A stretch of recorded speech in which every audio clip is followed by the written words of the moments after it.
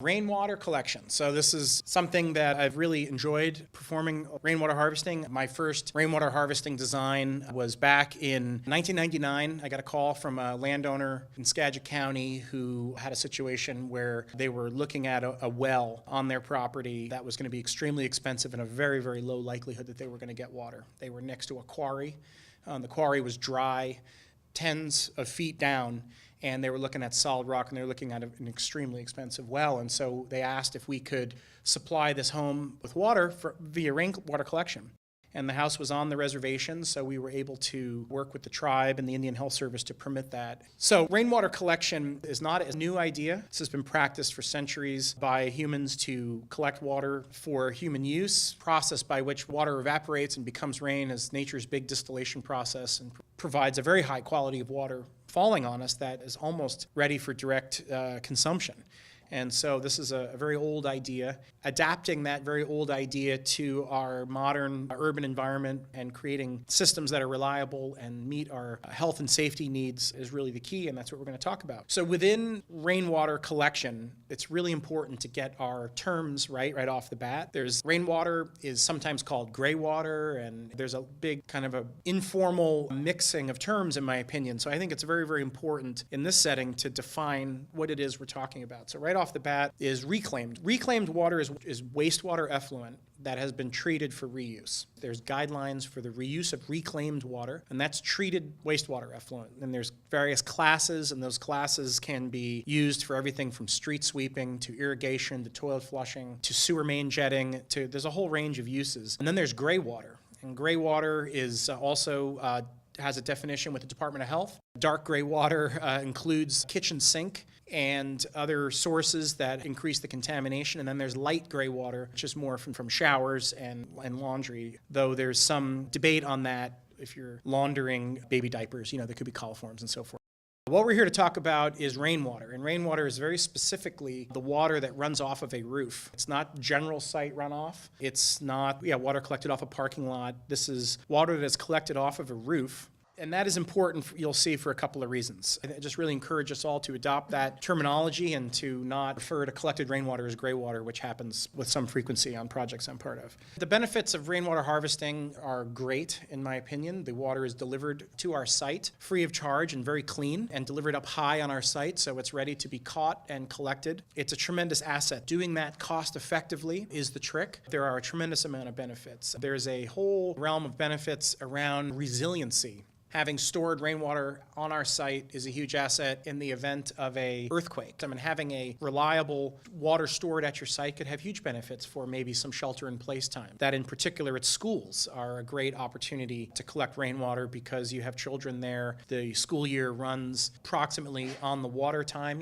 School is in session generally when it's raining around here. It's an educational asset, and also not to mention all of the stormwater benefits and water conservation benefits. So these are photos of all but one of these is a project of mine, and the one that's not is the one in the lower right. The tank farm out there in the San Juan Islands is not, but the other ones are. And it just shows the range of what systems can look like. The rainwater collection system is much more than the cistern, but of course the cistern is the most visible piece. So the one in the upper left, one that's probably about 10 years old, using recycled food-grade oil tanks. They were these pallet-sized oil tanks. Inside that metal box, there's a plastic tank. You can see the little pump system, and that's for a little 9-unit affordable housing project on Lemmy Island, where all the non-potable uses using those recycled tanks. The one in the top there, that's my smallest rainwater cistern, 300 or 400 gallons. It's gravity only. It collects water off the roof of one little studio and supplies water to one toilet in that studio. And it allowed the homeowner to not have to run a water line out when they remodeled their studio into a little workspace for themselves. And so it's just, the reason it's elevated up on top of that corrugated metal pipe is because I wanted the bottom of the cistern to be above the back of the toilet tank, so it just flows right in. The next one is 35,000-gallon cistern out on Lopez Island, supplying non-potable water to a net zero energy project, 14 homes in the initial phase. And so all of the irrigation and non-potable uses were met with rainwater. And below grade cisterns. And then the biggest cistern that I designed but was never built, unfortunately, was for CenturyLink Field to use for stadium washdown. It was a concept design that's not implemented yet. These systems can look many different ways. There are systems that are non-potable, Non-potable, non-drinking uses, I think the toilet flushing and urinal flushing are the ones that are most talked about. There's also trap primers for floor drains as an allowable kind of non-potable use. Irrigation is one that is discussed quite a bit. Irrigation, rainwater collection can be done, but it's not without its challenges because of the irrigation season and the rainwater collection season are out of phase. However, there is, in certain situations, quite a bit of irrigation that can actually be done. Various industrial processes as well are ideal candidates for rainwater collection. Out at the Naval Air Station on Whidbey Island, I worked on the design of a composting facility, and we used rainwater collection off of the processing building. So obviously the water to keep compost piles moist doesn't need to be potable. That's another great.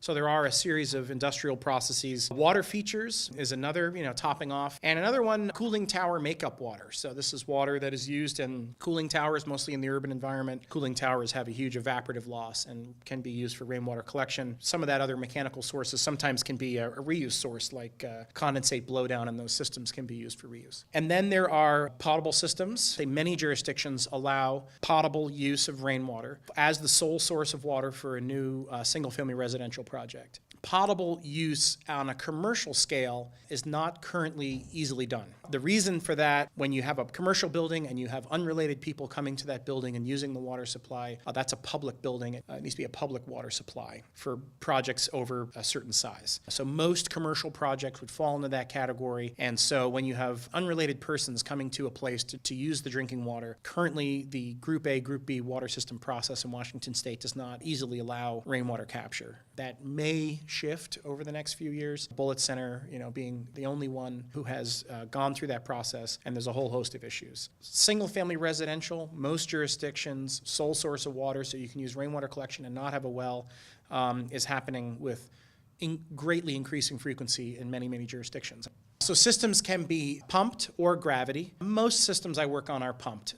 Not very often do I have the opportunity to have a gravity system, though people do them. But very often, in practical terms, we don't have enough head, usually between where we collect and where we need it to use gravity, but except for that one little one I showed you. They can be at the single building or the community scale, or certainly buildings have individual systems. They can be super, super simple. There's a restaurant down in Portland. It's a very simple design called Porque No Tacos. We collected the water off the roof, collected in a cistern, little pump into the toilet. Or they can be extremely complex. There's a 250,000-gallon cistern that supplies the Seattle City Hall. I don't know if that's necessarily extremely complex, but the pumping requirements and to manage that cistern, it's just a much more involved design process. Typically on the commercial scale, we've got duplex pumping and much more.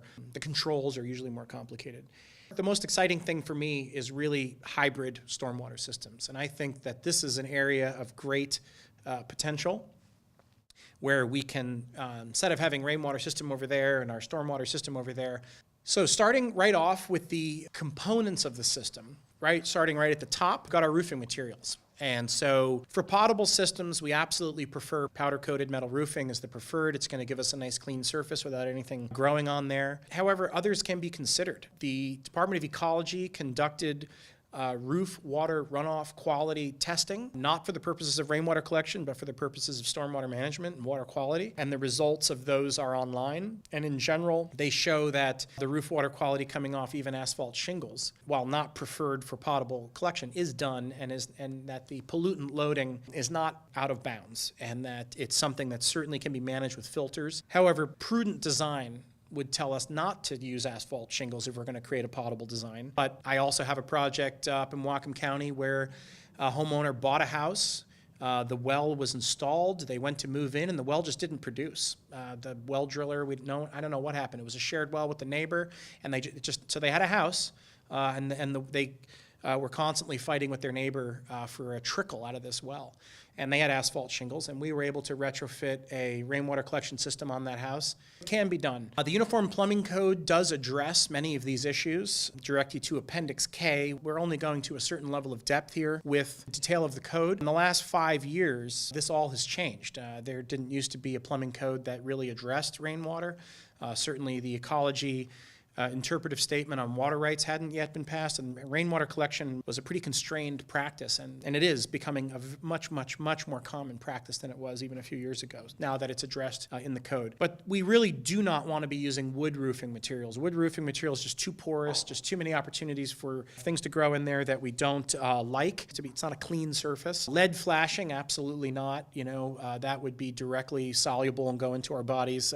We do have carbon filtration, typically on our potable systems. We don't want any lead up on the roof. And again, roof paints with coatings, lead, chromium, or zinc. These are things that are in the code, and also certainly good practice not to have those elements in our roofing. And then we move down the next step in the process as we collect here to our gutters. I think this is fairly straightforward. We want to do as much screening as we can to get leaves and other debris out of our gutters. There's this issue of wet versus dry conveyance. In the ideal rainwater capture system, the water is collected off the roof, it flows into the top of the cistern, and that your pipes are running like a channel, they're running like a storm pipe. However, if you've got a cistern on one corner of the house and you've got downspouts on all four corners of the house, how are you going to convey the water to the cistern? It requires significant attention, and there's all kinds of things. You can certainly go with an underground cistern. The pipes can remain not full. However, some designers will do what's called wet conveyance, where you'll actually have standing water in the downspouts, where you'll actually have the downspout connected to the bottom of the cistern, and that you'll have that pipe full of water from that far corner of the house. That's absolutely not recommended. However, it's done, and you'll see it out there, so I wanted to address it. What that does is that it allows you to avoid